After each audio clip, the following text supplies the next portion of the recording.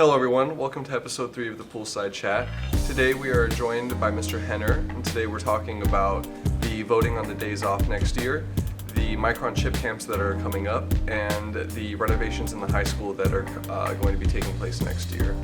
Hope you guys enjoy.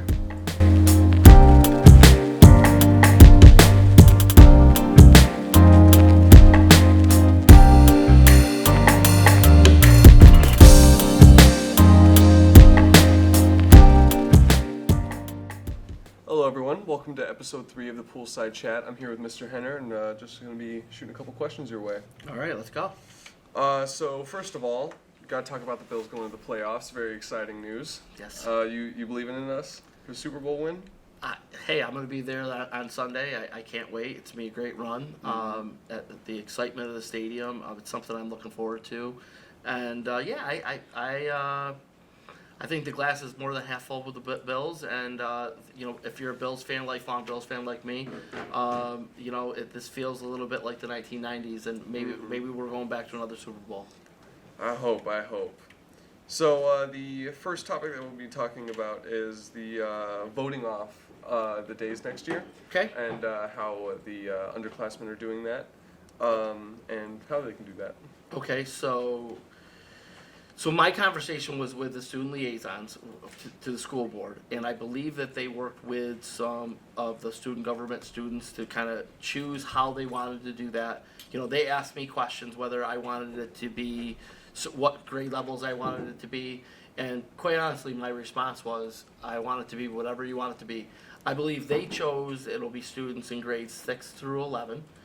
I think they picked 3 different scenarios of what they can pick. The only guidelines I gave them, it just can't be a random Tuesday in a week. It just can't be a random Wednesday. There has to be some sense to what they did. Yeah. So I believe they created some long weekend opportunities, maybe some extension to the Thanksgiving holiday. But quite honestly, we have by contract with the teachers' contract, we can have 185 school days scheduled each year. The superintendent can make a recommendation to the school board to change that calendar, if we use too many snow days. But we can only have 185 days for the teachers to come to school. Some of those days are professional development days, some of those days are student days. But this is the way the calendar falls next year. There's 187 days when we put in our traditional days off. So it came down to, most of the time, the superintendent just selects 2 days. And I'm ultimately really proud of what we're doing as a school district this year. And I want to give the students the credit and to pick these days is a way of, kind of, how do I say this? It's a way to just basically endorse what's going on from the superintendent's seat, give the students the credit. And so when the students select those days, actually in the district calendar, we'll shade those days as the student selected days off, so that when we get to those days, hopefully it'll be a celebration of the reward for a great year that we're having this year.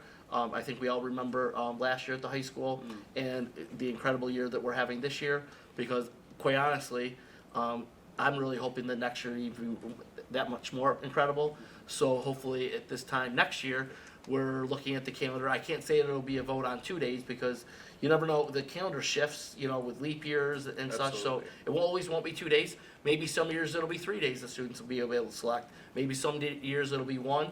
And maybe some years, just the way it fills out, it'll be 185 days, and I won't be able to have anything with the students selecting days.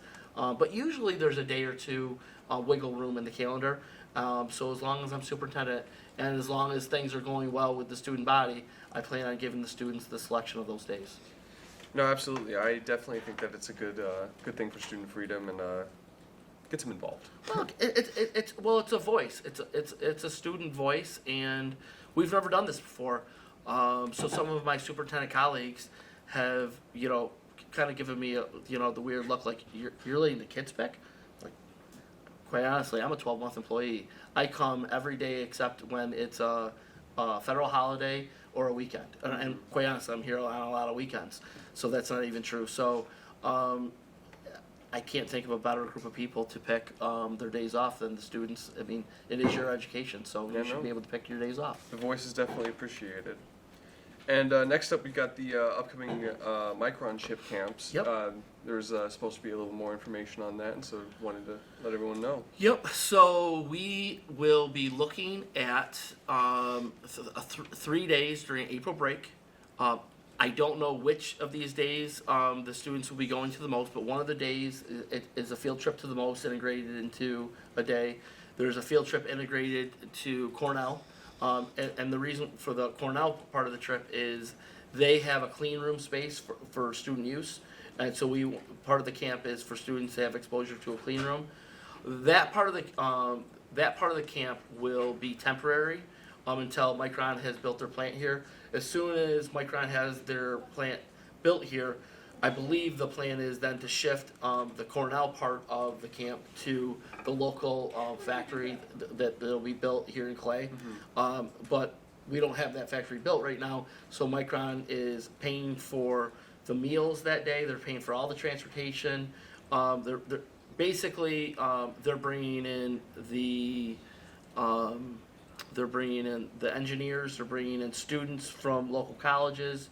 And our own staff is being paid to work the camp, and this is at no cost to our students. And so I would just suggest for students that are interested, keep an eye on those sign-up periods and make sure you get your name in if you're interested in participating. And the camp is during April break. All right. And next up, we got the renovations that will be happening in the future. I know that there's talk about that with the cafeteria being painted and all that. So. With the plans for the future students. So the cafeteria being painted over break was just, it was kind of like building a bridge until we get to the construction. The construction, for the most part, the major construction will be in the summer of 2024. So so when students come back for the fall of 2024, so it's not next school year, it's the school year after that, that's when we're going to have to live the construction where different things are shut off, and that'll last probably 2 to 3 school years. The good news is once we get there, I think that everyone can, as they walk through the auditorium, we walk through the phys ed part of the building, you see the old from the new parts of the building. Once we finish this next phase of construction, this Wetzel Road campus, the high school campus, will basically feel like a new building. I mean, the building wasn't touched with, other than a few cosmetic things, the majority of the building wasn't touched for pretty much the last 40 to 50 years. And because of that, we've had to do a lot of construction over the last decade. But once we do this next year, this next 3-year climb, the building basically will be pretty much brand new, and the next 2 or 3 generations of students won't see much construction in that building, and they'll be able to enjoy basically a state-of-the-art complex. So you plan on renovating both the Wetzel Road and the high school? Yep, the voters on March 14th of last year, so March 14th of 2022, approved a $72 million project that for this campus, for the Wetzel Road building and the cafeteria and a few other small ancillary pieces. That'll be, I guess, the first phase that students will see on this campus. And then the next phase of that, the following school year, which will probably last 2 years, will be when the first floor, second floor, third floor, the 100s, 200s, 300s are renovated, which is, that's when we're really going to feel it. The teaching staff, the students will really feel the shifts in the building, because there'll be a part of the year that we're renovating the third floor. Well, and then the third floor will be renovated, so students will be moving off the third floor and will be on the second floor. So it's going to feel like there's an awful lot of movement during those 2 school years. But like I said, at the end of it, the prize is that we're going to have a beautiful campus for our high school. But yeah, there's going to be a lot of moving parts over the next 3 years. When renovating the classrooms and the buildings and stuff, what are the plans for classrooms and teachers? So the high school administration will work I'm assuming work with the instructional leadership team, and that's a group of department chairs at the high school. So they'll be working with that group. And there's also we have a construction management team. The name of that company is Campus Construction.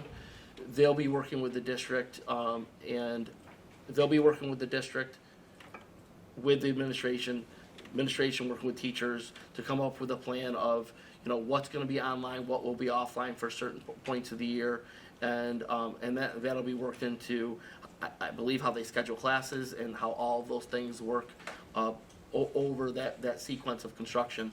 It is an incredibly large lift, but it's the prize. It's the prize that we get at the end. But yeah, there's going to be a lot of sharing of classrooms. There's going to be there's going to be added stresses during those school years to make this happen. If there was a better way to do it, then we would do it. But unfortunately, there's just not enough there's not enough days in the summer to do the construction when students aren't in the building. Yeah. It's just not possible. Yeah. Well, that's very exciting. There are plenty of complaints with the building, so I think students will be very happy with these renovations. Yeah, just consider the building was built in the 1960s, Oh, absolutely. and so we have alumni that are in their 60s that went to the building in the 1960s.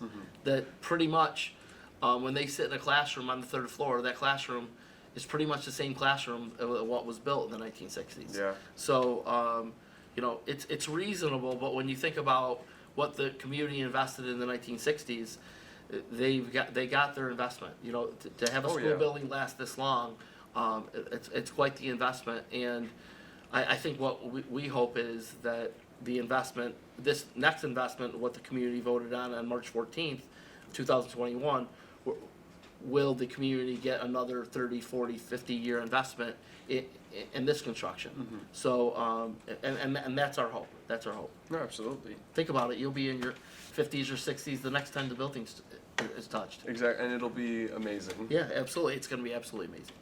All right. Well, this has been episode 3 of the Poolside Chat. Thank you very much, Mr. Henry. Yeah, absolutely. It's awesome great. having you on again. It's great. Great coming in. We'll do it again. Absolutely, and we'll see you guys next time. All right. Have a good one.